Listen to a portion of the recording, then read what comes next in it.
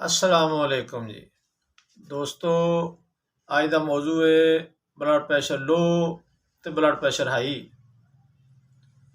ये मसला तकरीबन हर घर च पाया जाता है। किसी का ब्लड लो होंदा है तो किसी का ब्लड हाई होंदा है। इनू खामोश कातल भी आखते ने, यानी the silent killer. Blood pressure की सही तशखीस ना होने की वजह तो इस दौर का बहुत वड्डा मसला बनया होया है। हालांकि कानून मुफरत आज़ाद के तहत यदा शर्तिया इलाज सिर्फ गज़ा तब्दील करने नाल ही हल हो जाता है। ब्लड प्रैशर 30 तो 60 साल की उम्र ज़्यादा होंदा है। मर्दां के मुकाबले औरतां ते बच्चे इस बीमारी बहुत कम मुबतला होंदे ने। ये खून के दबाव कमी या ज्यादती की एक अलामत है। ब्लड प्रैशर बजाते खुद कोई बीमारी नहीं। ये तजाबियत खून का गाढ़ा होना ते शरीयान के सुकड़ाव की वजह तो हुंदा है। यदा सबब ज्यादा मनशियात, शराब, भंग, चरस, तंबाकू नोशी, चाहे ज्यादा जागना, मुरगन गजाएं खाने के बाद वर्जिश ना करना, ख्वाहिशात नफसियानी का वध जाना, गर्म ते तलियां हुई चीज़ां ज्यादा खान नाल होंदा है। तजाबियत की ज्यादती की वजह तो अगर दिमाग दियां शरियाना सुकड़ जान ते खून के प्रैशर की वजह तो दिमाग की शरियान फट जाती है। खून का प्रैशर दिमाग की सज्जी शरियान ज्यादा हो जाए तो बायां यानी खब्बा फालज हो जाता है।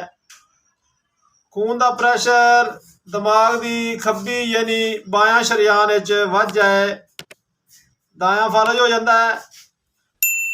दिल दियां शरियाना रतूबात ज्यादा होने नाल खून प्रैशर वध जाता है ते दिल नूं ज्यादा जोर लाना पैंदा है, जिहदी वजह तो दिल ज्यादा चल चल के थक जाता है, बल्कि दिल नकारा हो जाता है।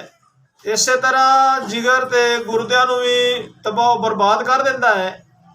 इनू कंट्रोल करना बहुत जरूरी है ते बिच इहदा बहुत कामयाब इलाज है। ते ब्लड लो का सुने, ब्लड लो की है?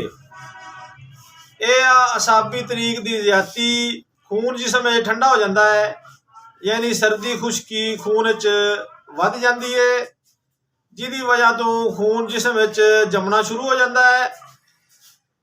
डॉक्टर हजरात इनू नर्वस ब्रेक डाउन भी आखते ने। नर्वस ब्रेक डाउन यानी दिल का फेल हो जाना या बंद हो जाना आखते ने। यदा इलाज ये आ कि खून गर्म किया जाए। खून गर्म होएगा, बंदा अपनी असली हालत पे आ जाएगा।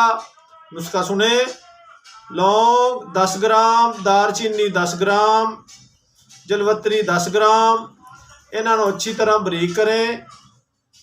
दरम्याना कैप्सूल सुबह दोपहर शाम पानी नाल खाएं। ते ब्लड हाई का नुस्खा सुने, छोटी चंदन 10 ग्राम, बीज कासनी 10 ग्राम, खुशक धनिया 10 ग्राम, इन्हां तिन्नां नूं लैके अच्छी तरह बरीक कर लो। ये बराबर चीनी मिलाओ। शुगर वाले मरीज चीनी इस्तेमाल ना करन।